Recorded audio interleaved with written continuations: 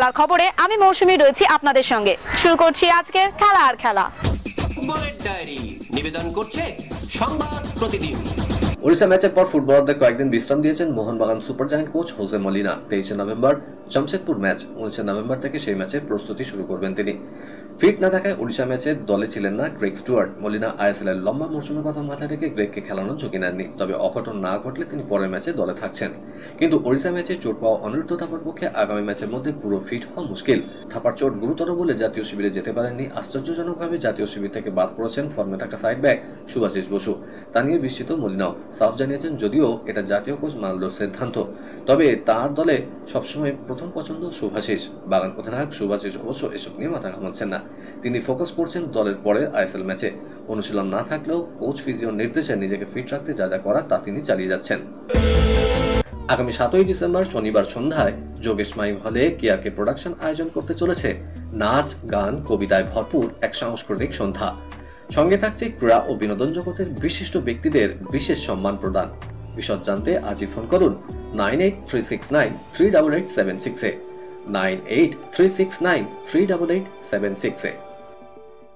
যে কোনো footballer football শুরু করার সময় স্বপ্ন দেখেন জাতীয় দলের জার্সি গায়ে চাপাবেন। সেই স্বপ্নই দেখতেন কেরলের 21 বছরের মিডফিল্ডার ভিভিন মোহনন। অবশেষে ভারতীয় দলে ডাক পেয়ে স্বাভাবিকভাবেই রোমাঞ্চিত কেরালা ব্লাস্টার্সের এই ফুটবলার। প্রথমবারের জন্য জাতীয় দলের জার্সিতে অনুশীলন করে ভিভিন বলেছেন, খুবই খুশি, রোমাঞ্চিত। ছোটবেলা থেকে স্বপ্ন দেখতাম ভারতীয় দলে সুযোগ পাওয়ার, আর এখন সেটাই বাস্তব হয়েছে। দেশের হয়ে প্রতিনিধিত্ব করার সুযোগ পাওয়া অবশ্যই গর্বের। ক্রিকেটের ডায়েরি। কোথায় অনুষ্ঠিত হবে আইসিসি চ্যাম্পিয়ন্স ট্রফি, এ নিয়ে গত কয়েকদিন ধরেই তুঙ্গে ছিল চর্চা। অনেক রিপোর্টেই দাবি করা হচ্ছিল পাকিস্তানের পরিবর্তে দক্ষিণ আফ্রিকায় অনুষ্ঠিত হতে পারে চ্যাম্পিয়ন্স ট্রফি 2025। তবে এই সমস্ত জল্পনার মাঝে প্রতিযোগিতার নতুন প্রমাণ প্রকাশ করেছে আইসিসি, যেখান থেকে ইঙ্গিত পাওয়া যাচ্ছে পাকিস্তানে আয়োজিত হবে চ্যাম্পিয়ন্স ট্রফি 2025। যদিও ভারত পাকিস্তান খেলতে যাবে কিনা সে বিষয়টি স্পষ্ট নয়। বিতর্কের মাঝে হাইব্রিড মডেলের প্রস্তাব দেওয়া হয়েছিল আইসিসির তরফে, তা খারিজ করে দেয় পাকিস্তান, যে কারণে চ্যাম্পিয়ন্স ট্রফি সে দেশ থেকে সরে যাওয়ার জোরালো সম্ভাবনা দেখা যায়। কিন্তু নতুন প্রমাণ প্রকাশ হওয়ার পর বিষয়টি নিয়ে অনেকটা স্পষ্টতা পাওয়া গিয়েছে।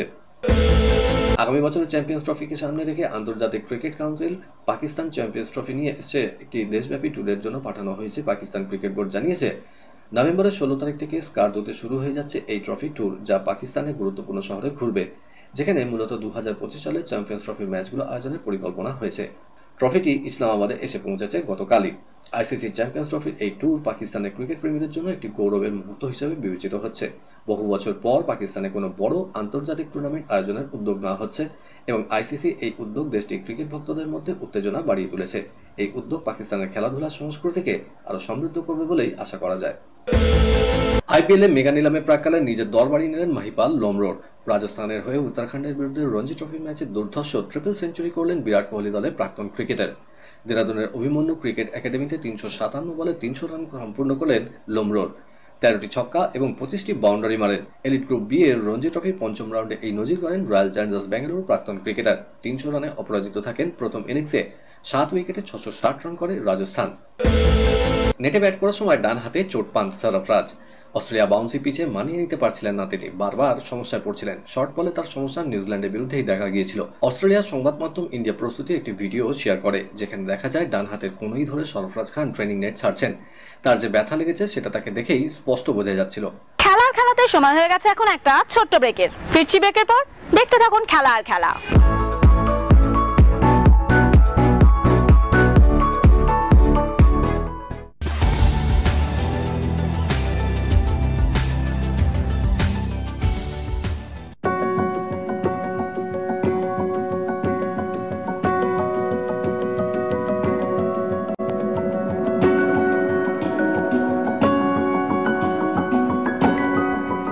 কেআরকে নিউজ মিডিয়া প্রযোজিত সাপ্তাহিক বিনোদন অনুষ্ঠান বিনোদন.com দেখুন প্রতি শনিবার ঠিক রাত 10:25 আপনাদের প্রিয় চ্যানেল ভিশনে।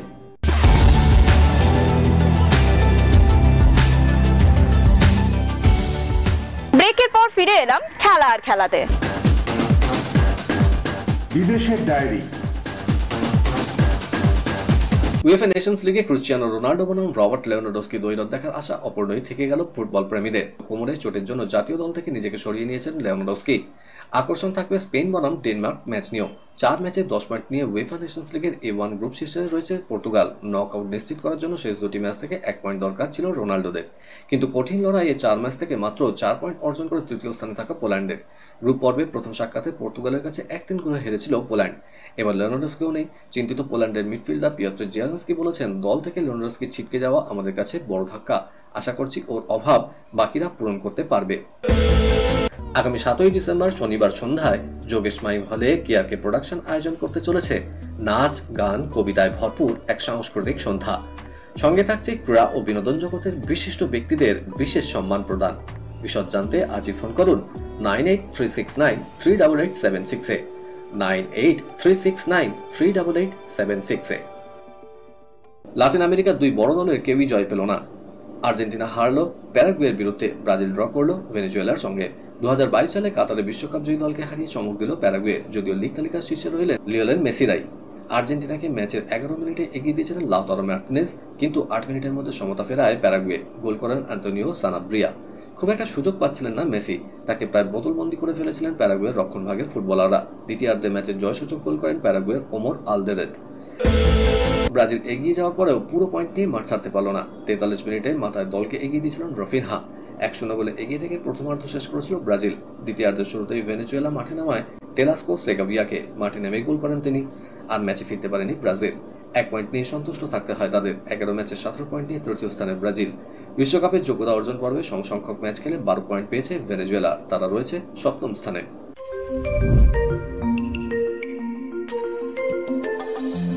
টানা জিতেই চলেছে ভারতীয় মহিলা হকি দল। প্যারিস অলিম্পিক্সের ছেলেরা যোগ্যতা অর্জনের পাশাপাশি ব্রোঞ্জ পদক নিয়ে ফিরেছে, সেখানে মহিলা ব্রিগেড যোগ্যতা অর্জনই করতে পারেনি।